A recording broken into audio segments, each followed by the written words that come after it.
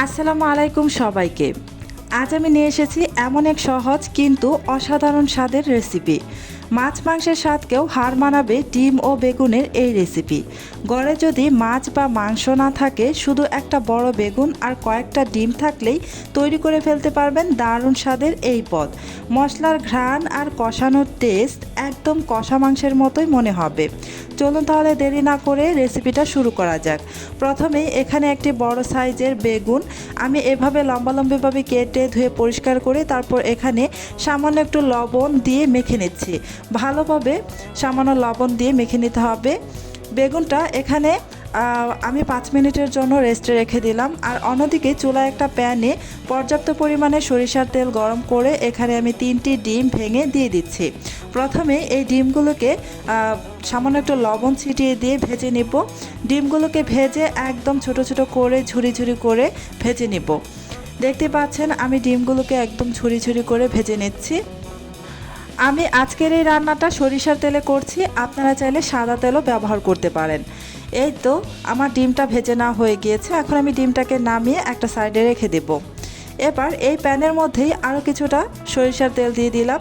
তেলটা গরম হয়ে গিয়েছে। এখন আমি এখানে দিয়ে দিচ্ছি আমি যে বেগুনে লবণ মেখে রেখে দিয়েছিলাম, সেই বেগুনগুলো দিয়ে নাড়াচাড়া করে এটাকেও ভেজে নেব।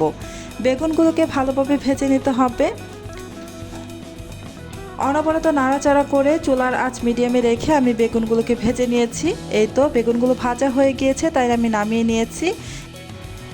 এবার এই প্যানের মধ্যে আরও কিছুটা সরিষার তেল দিয়ে তারপর দিয়ে দিলাম ছোট এক টুকরো দারুচিনি আর একটি বড় সাইজের তেজপাতা মাঝখান থেকে ছিঁড়ে দিয়ে দিলাম। দিয়ে একটু নাড়াচাড়া করে ভেজে নিচ্ছি।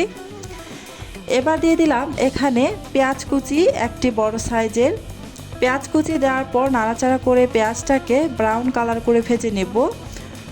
এই তো ব্রাউন কালার করে ভেজে নেওয়া হয়ে গিয়েছে। এখন আমি এখানে দিয়ে দিচ্ছি 1 চা চামচ পরিমাণ রসুনের পেস্ট আর হাফ চা চামচ পরিমাণ আদা পেস্ট। আদা রসুনের কাঁচা গন্ধটা চলে যাওয়া পর্যন্ত নাড়াচাড়া করে ভেজে নেব। এই তো ভাজা হয়ে গিয়েছে। এখন আমি এখানে দিয়ে দিচ্ছি বড় সাইজের একটি পাকা টমেটো ছোট ছোট কিউব করে কেটে নিয়েছি। টমেটোটা দেওয়ার পর আবারও নাড়াচাড়া করে ভালোভাবে মিশিয়ে নিলাম। এবার এখানে দিয়ে দেব গুঁড়া মশলাগুলো। প্রথমে দিয়ে দিচ্ছি হাফ চা চামচ পরিমাণ হলুদের গুঁড়া, 1 চা চামচ পরিমাণ মরিচের গুঁড়া, হাফ চা চামচ পরিমাণ ধনিয়ার গুঁড়া আর 1 চা চামচের 3 ভাগের 1 ভাগ জিরা গুঁড়া, স্বাদ অনুযায়ী লবণ। এই হচ্ছে উপকরণ। আর এ পর্যায়ে লবণটা কিন্তু বুঝে দিতে হবে, যেহেতু আমরা ডিম ভাজার সময় লবণ ব্যবহার করেছি, আবার বেগুন ভাজার সময় লবণটা ব্যবহার করেছি। সেই অনুযায়ী এখানে শুধুমাত্র এই মশলার অনুপাতে লবণটা ব্যবহার করতে হবে, নয়তো কিন্তু লবণটা বেশি হয়ে যাওয়ার সম্ভাবনা থাকবে। এবার মশলাটাকে ভালোভাবে কষিয়ে নিচ্ছি। এখানে কিন্তু আপনারা দেখে নিশ্চয়ই বুঝতে পেরেছেন আমি এখানে বাড়তি কোনো পানি ব্যবহার করিনি। এই টমেটো থেকে যে পানিটা বের হয়েছে সেটা দিয়ে আমি মশলাটাকে ভালোভাবে কষিয়ে নিচ্ছি। চুলার আঁচ একদম মিডিয়াম টু লো আঁচের মাঝামাঝিতে রেখে আমি মশলাটাকে কষিয়ে নিয়েছি। চুলার আঁচ বাড়িয়ে দিয়ে মশলাটাকে কষানো যাবে না, যেহেতু এখানে পানি ব্যবহার করিনি। ভালোভাবে মশলাটা কষানোর পর এখানে আমি আগে থেকে বেজে রাখা ডিম ও বেগুনগুলো দিয়ে নাড়াচাড়া করে ভালোভাবে মিশিয়ে নিচ্ছি। খুব ভালোভাবে মশলার সাথে বেগুন ও ডিম মিশিয়ে নিতে হবে।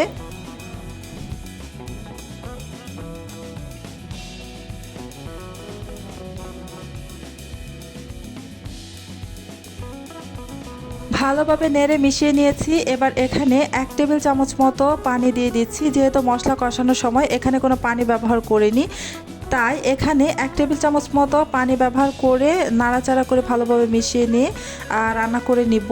একদম ভাজা ভাজা করে নেব। এবার ঢাকনা দিয়ে ঢেকে কিছুক্ষণ অপেক্ষা করব। চুলার আঁচ একদম মিডিয়াম টু লো আঁচের মাঝামাঝিতে থাকবে। কিছুক্ষণ পর ঢাকনাটা খুলে নিয়েছি। এই যে নাড়াচাড়া করে নিচ্ছি। যেহেতু আগে থেকেই ডিম ও বেগুন ভেজে রেখেছিলাম, সেহেতু এই রান্নাটা হতে খুব বেশি সময় লাগবে না। জাস্ট একদম ভাজা হয়ে গেলেই নামিয়ে নিব। নামিয়ে নেওয়ার পূর্বে এখানে হাফ চা চামচ পরিমাণ গরম মশলার গুঁড়া ছিটিয়ে দিয়ে নাড়াচাড়া করে নিচ্ছি। গরম মশলার গুঁড়াটা দিয়ে প্রায় 1 মিনিটের মতো নাড়াচাড়া করে তারপর নামিয়ে ফেলবো। দেখতেই তো পেলেন কত সহজ আর অল্প উপকরণে তৈরি হয়ে গেল মাছ মাংসের স্বাদকেও হার মানানো ডিম ও বেগুনের এই রেসিপি। গরম ভাত, রুটি বা পরোটার সঙ্গে পরিবেশন করলে স্বাদ হবে একদম অসাধারণ। বিশেষ করে যারা কম বাজেটে সুস্বাদু কিছু রান্না করতে চান তাদের জন্য এই রেসিপি একদম পারফেক্ট। রেসিপিটি যদি আপনাদের কাছে ভালো লেগে থাকে তাহলে আমার চ্যানেলটি সাবস্ক্রাইব করে পাশে থাকা বেল আইকনটি প্রেস করে রাখবেন। আজকের মতো এখানে বিদায় নিচ্ছি। আল্লাহ হাফিজ।